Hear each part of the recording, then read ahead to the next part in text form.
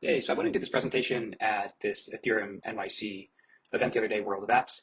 And so I wanted to just record it because not everybody got a chance to see it. So this is kind of how we're thinking about uh, splits and teams and why Ethereum is necessary for what we're doing.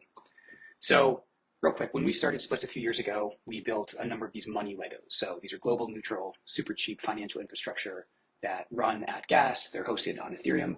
Anybody in the world can tap into them. And the first one we built, where the namesake of the company comes from, is the split contract, and that receives revenue, receives tokens, and it splits them proportionally amongst owners according to preset percentages. And so when you think of the outcome of that split contract, you can almost think of it as like the dumbest LLC. And a lot of people have actually used that terminology to describe this split contract. It's almost like a really, really simple equity-like structure.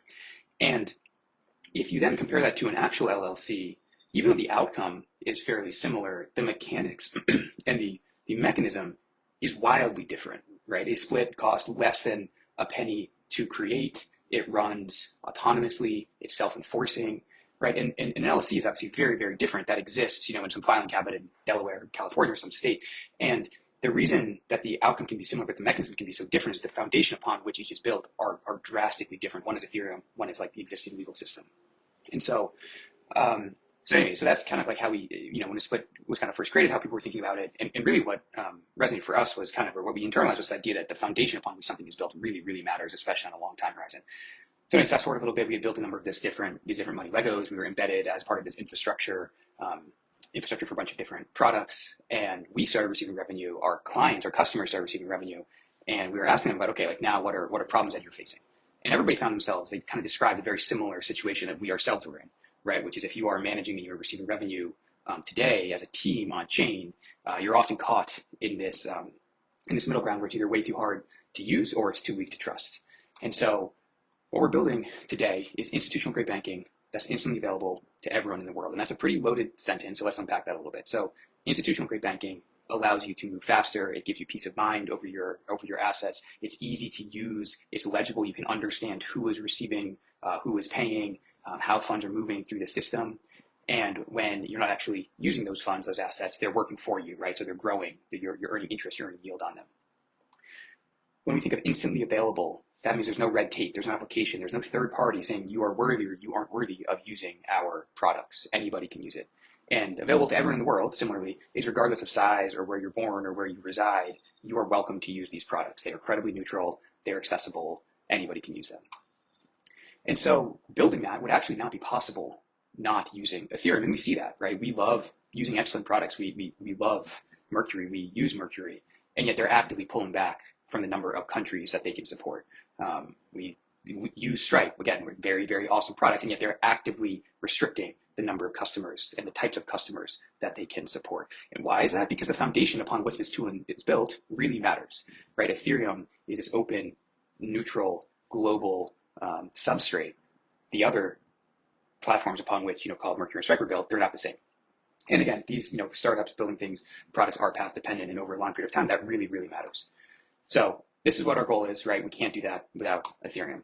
And very briefly, why does Ethereum matter to us at least? So we believe that Ethereum is the path of least resistance for experimentation. And the reason for that is because it's global, it's cheap, and it's neutral, which actually makes a better product for experimenting than, say, the existing legal financial system and the existing tech platforms. Right? We know that experimentation leads to more entrepreneurs. We have more entrepreneurs lead to a bigger economy. A bigger economy has all sorts of very positive effects. And so Ethereum is really important for this. And so if Ethereum is a path of least resistance, for us, it's a question of when, not if, this change is going to happen, and we're going to see this change happen. And so our job is to accelerate this. So before jumping into the demo, and I'm actually not going to do the demo for this video, but very quickly where things stand right now. So we've been building this product for just over a year now. We have 40 teams that are on the beta, a number of really awesome, super talented builders. So folks like Farcaster, Clanker, ETH Global, Bright Moments, Dymo, Titles, a bunch of mini app builders on top of Farcaster as well. In the past 10 months, since the contracts have gone live, those teams have processed over 25 million in volume. And I think it's important to keep in mind that the product that we're building is a tool. It's a workflow tool. It's a best of breed tool. It's not a way to make money or get rich quickly. Right? We're not selling money. This is a tool, and people are using the product because it provides value, not because it provides them money. It's very different. And it actually it's almost actually so different than I think a lot of other crypto focused companies that we actually don't even really view ourselves as a crypto company. We're using blockchains as a wedge because, again, we think Ethereum is a better substrate for experimentation, all of that stuff. So blockchain is a wedge, but we use a ton of non-crypto products too. We use Vercel and AWS and passkeys and ACH and wires and all sorts of things.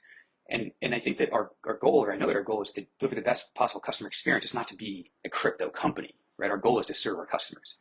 And in terms of serving our customers, we get a lot of people kind of give us, they ask questions about, oh, well, all the companies, all the people are, casinos and gamblers, and it's all speculation, and it's super PvP and all these things. And to some extent, I think the numbers do show that, yeah, that is true to some extent. And also, experimentation is really, really important. That is how we create the future. And if you look at Wells Fargo, that's one of the biggest banks in the world. They started in San Francisco in the 1850s. What was the commerce in San Francisco in the 1850s? It was essentially like brothels and gold diggers, right? And now it's gone on to be one of the largest banks in the world. And experimentation is just really, really important. And so, I would jump into the demo right now and kind of go through the process of going from 0 to 1 and getting set up. But anyways, that's a quick run through of how we think about Ethereum and why it matters for what we're building today.